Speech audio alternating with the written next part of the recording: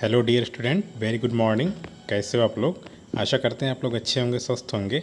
आप सबका स्वागत है हमारे इस चैनल BSG स्मार्ट क्लासेस में। और दोस्तों, आपके लिए लेके आए हैं फिज़िकल ज्योग्राफी यानी कि भौतिक भूगोल। ठीक है, जहाँ से कई क्वेश्चन एग्ज़ाम में पूछे जाते हैं, क्योंकि ये ज्योग्राफी का बहुत मेन पार्ट है। ठीक है, यहाँ से बहुत क्वेश्चन आते हैं। चलिए शुरू करते हैं आज का सेशन। Question number first. इसमें दो कथन दिया गया है, ए और बी। इसमें से बताना है कि कौन सा कथन सही है। ठीक है, ए है हिंद महासागर का आकार अंग्रेजी के एस अक्षर के समान है। बी है हिंद महासागर का एस आकार प्राकृतिक पोताश्रयों और पतनों के लिए आदर्श स्थिति है। ठीक है, फिर उसके बाद बताना है कि कौन सा सही है। पहला है ए और बी दोनों सही है। दूसरा है ए और बी दोनों गलत है। तीसरा है केवल ए सही है। चौथा है केवल बी सही है। ठीक है, आप लोग बताइए कौन सा ऑप्शन सही है। ठीक है, चलिए इस क्वेश्चन का सही आंसर है ऑप्शन 2, ए और बी दोनों गलत है। ठीक है, इसके बारे में देखते हैं।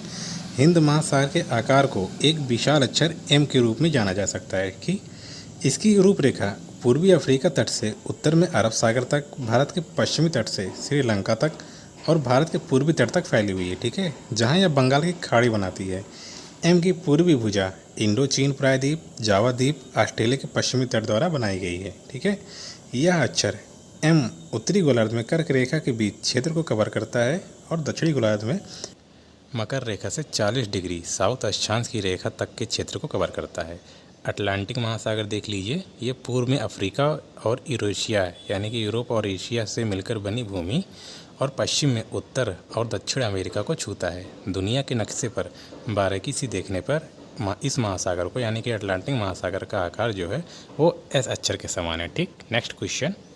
निम्नलिखित में से कौन सी स्थलाकृति निक्षेपण की विशेषता नहीं है? ठीक है, option A horn, B delta, C barchan, D moraine. ठीक है, इस क्वेश्चन का सही आंसर बताइए। निक्षेपण की विशेषता नहीं है, इसका सही आंसर है ऑप्शन ए हार्न। ठीक है, देख लीजिए आप लोग मैप में देख लीजिए, ये जो ऊपरी एरिया है, ऊपरी सिरा है, ये हॉर्न है। ठीक है, फिर उसके नीचे अरेत है, ये जैसे कंघी के आकार का होता है, नुकीला टाइप का, तो इसको अरेत कहते हैं। ठीक है, बिल्कुल ऊपरी सिरा जो नुकीला होता है वो हॉर्न, उसको हॉर्न बोलते हैं।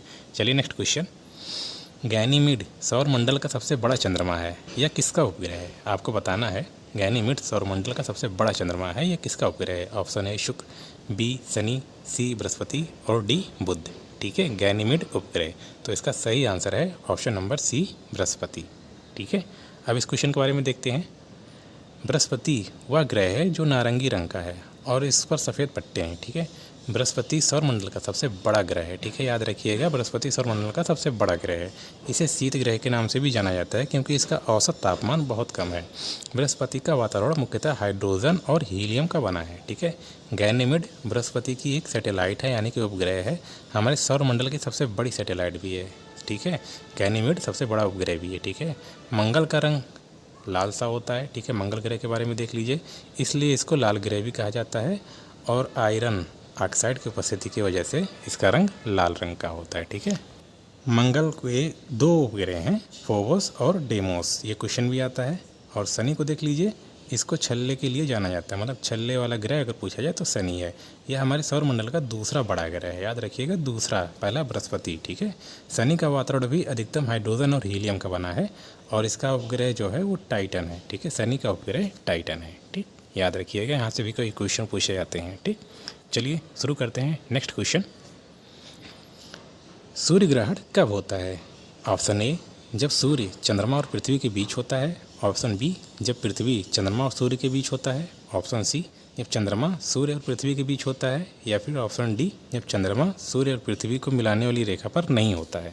तो इस क्वेश्चन का सही आंसर बताइए, सूर्य ग्रहण कब होता है? सूर्य ग्रहण और चंद्र ग्रहण से भी क्वेश्चन पूछा जाता है, तो इसको आप लोग याद रखिएगा। ठीक है, इस क्वेश्चन का सही आंसर है ऑप्शन नंबर सी, यानी कि जब चंद्रमा सूर्य और पृथ्वी के बीच में आ जाता है। ठीक, इसके बारे में देख लेते हैं दोस्तों, ये फिगर है, आप लोग देख लीजिए। चंद्र ग्रहण कब होता है? जब सूर्य और चंद्रमा के बीच में पृथ्वी आ जाती है। और सूर्य ग्रहण कब होता है? जब सूर्य और पृथ्वी के बीच में चंद्रमा आ जाता है। ठीक है, देख लीजिएगा आप लोग। चलिए नेक्स्ट क्वेश्चन। गुफाएं सामान्यतः किस प्रकार की चट्टानों में पाई जाती हैं? ठीक है, ऑप्शन ए ग्रेनाइट, बी नीस, सी चूना पत्थर या फिर डी संगमरमर। यानी गुफाएं जो हैं वो किस प्रकार की चट्टानों में पाए जाते हैं। इसका सही आंसर है ऑप्शन नंबर सी, चूना पत्थर। ठीक है, इसके बारे में देख लेते हैं। गुफाएं ज़्यादातर अवसादी चट्टानों से बनती हैं, खासकर चूना पत्थर से यानी कि लाइमस्टोन से। ठीक है, चूना पत्थर में कैल्शियम कार्बोनेट होता है जो पानी और उसमें घुले कार्बन डाइऑक्साइड से में आसानी से घुल जाता है। ठीक है, बारिश का पानी जब अम्लीय बनकर इन चट्टानों की दरारों में प्रवेश करता है तो यह चट्टान की धीरे धीरे घिस कर घोल कर अंदर की जगह खाली बना देता है, जिससे गुफाओं का निर्माण होता है। ठीक है, चूना जानते हैं पानी के साथ रिएक्शन करता है। ठीक है, देख लीजिए मैप में, देख लीजिए ये गुफाएं हैं। ठीक है, धीरे धीरे चट्टानों को काटती जाती हैं और वो अंदर गहराई तक चली जाती हैं। ठीक है, क्षैतिज रूप में, तो ये गुफाएं हैं। नेक्स्ट क्वेश्चन, वायुमंडल में किस परत में अंतरिक्ष से प्रवेश करने पर उल्कापिंड जल जाते हैं। ठीक है, ऑप्शन ए क्षोभमंडल, बी मध्यमंडल, सी समतापमंडल या फिर डी तापमंडल। ठीक है, इसका सही आंसर है ऑप्शन बी मध्यमंडल। ठीक है, अब इसके बारे में देख लेते हैं। वो मध्यमंडल या समताप मंडल के ऊपर स्थित है जो 80 किलोमीटर की ऊंचाई तक फैला हुआ है। इस परत में एक बार फिर ऊंचाई बढ़ने के साथ तापमान कम होने लगता है। ठीक है, यानी ऊंचाई बढ़ने के साथ साथ तापमान घटने लगता है और 80 किलोमीटर की ऊंचाई पर तापमान -100 डिग्री सेल्सियस तक पहुंच जाता है। अंतरिक्ष में प्रवेश करने पर इसी परत में उल्कापिंड जल जाते हैं। ठीक है, मेसोस्फीयर की ऊपरी सीमा को रजोनी वृत्त के रूप में जाना जाता है। मेसोस्फीयर मतलब यानी मध्यमंडल। ठीक, चलिए नेक्स्ट क्वेश्चन, निम्नलिखित में से किसने ग्रहों की गति का नियम प्रस्तावित किया था। Option A Newton, B Kepler, C Ptolemy, D Copernicus. ठीक है, ग्रहों की गति का नियम किसने प्रतिपादित किया था, तो इसका सही आंसर है ऑप्शन बी केपलर महोदय ने। ठीक है, चलिए नेक्स्ट क्वेश्चन, निम्नलिखित में से कौन सी चट्टान महासागरीय भूपर्पटी में पाई जाती है। Option A granite, B basalt, C आग्नेय और फिर डी रूपांतरित चट्टानें। ठीक है, किस चट्टान जो है, कौन सा चट्टान महासागरीय भूपर्पटी में पाई जाती है। ठीक है, इसका सही आंसर है ऑप्शन बी बेसाल्ट चट्टानें। ठीक है, नेक्स्ट क्वेश्चन, किस प्रकार के प्रवाल भूमि के बहुत निकट पाए जाते हैं तथा उथले लैगून का निर्माण करते हैं, जिसे वोट चैनल के नाम से जाना जाता है। पहला है एटॉल, दूसरा है तटीय प्रवाल भित्ति, तीसरा है अवरोधक प्रवाल भित्ति। इसमें नीचे दिए गए ऑप्शन में आपको बताना है कौन सा सही है। ऑप्शन ए है केवल एक, बी केवल 3, सी केवल 2 या फिर डी उपरोक्त में से कोई नहीं। तो इस क्वेश्चन का सही आंसर है दोस्तों ऑप्शन 2। ठीक है, यानी कि ऑप्शन सी तटीय प्रवाल भित्ति। नेक्स्ट क्वेश्चन, ला नीना के बारे में निम्नलिखित में से कौन सा कथन सही है। पहला है ला नीना शब्द का शाब्दिक अर्थ है ईसा का बच्चा। दूसरा है इस स्थिति के दौरान मध्य और पश्चिमी प्रशांत महासागर में समुद्र की सतह का तापमान सामान्य से ज़्यादा बढ़ जाता है। इसमें नीचे दिए गए ऑप्शन में आपको बताना है कि कौन सा सही ऑप्शन है। ऑप्शन ए है केवल एक, ऑप्शन बी केवल 2, ऑप्शन सी 1 और 2 दोनों, ऑप्शन डी ना तो 1 और ना ही 2। ठीक है, तो इसका सही आंसर है ऑप्शन डी ना तो 1 ना तो 2। ठीक है, यानी दोनों गलत है। नेक्स्ट क्वेश्चन, कोरियोलिस बल के बारे में निम्नलिखित में से कौन सा कथन सही नहीं है। चलिए, ऑप्शन ए है यह सूर्य के चारों ओर पृथ्वी की परिक्रमा के कारण होता है, बी है यह हवाओं की दिशा में विक्षेपण का कारण बनता है, सी है या उत्तरी गोलार्ध में हवा को दाईं ओर और दक्षिणी गोलार्ध में बाईं ओर विक्षेपित करता है, डी है भूमध्य रेखीय बेल्ट से बढ़ती दूरी के साथ बल की मात्रा बढ़ती जाती है। इसका सही आंसर बताइए। चलिए, इसका सही आंसर है ऑप्शन ए यह सूर्य के चारों ओर पृथ्वी की परिक्रमा के कारण होता है। ये वाला ऑप्शन गलत है। ठीक, नेक्स्ट क्वेश्चन, निम्नलिखित में से किसका एल्बिडो सबसे अधिक है। ऑप्शन ए वन, बी रेगिस्तान, सी ताज़ा बर्फ या फिर डी भूमि की सतह। ठीक है, किसका एल्बिडो सबसे ज़्यादा है, तो इसका सही आंसर बताइए। इसका सही आंसर है ऑप्शन सी ताज़ा बर्फ का। ठीक है, चलिए नेक्स्ट क्वेश्चन, निम्नलिखित में से कौन सा कथन आग्नेय चट्टानों के बारे में सही है। ऑप्शन ए ज्वालामुखी चट्टानें पृथ्वी की सतह पर बनने वाली आग्नेय चट्टानें हैं, बी है प्लूटोनिक चट्टानें मध्यम गहराई पर बनने वाली चट्टानें हैं, सी है उपपातालीय चट्टानें पृथ्वी की सतह के नीचे गहराई में बनने वाली आग्नेय चट्टानें हैं, या फिर डी है उपरोक्त सभी। ठीक है, इसमें से बताना है कि कौन सा आंसर सही है। ठीक है, तो इसका सही आंसर है ऑप्शन ए, यानी कि ज्वालामुखी चट्टानें पृथ्वी की सतह पर बनने वाली आग्नेय चट्टानें हैं। ठीक है, चलिए इस क्वेश्चन के बारे में देख लेते हैं। चट्टान या शैल क्या है। ठीक है, पृथ्वी की ऊपरी परत चट्टानों से बनी है। एक चट्टान एक या एक से अधिक खनिजों का समुच्चय है।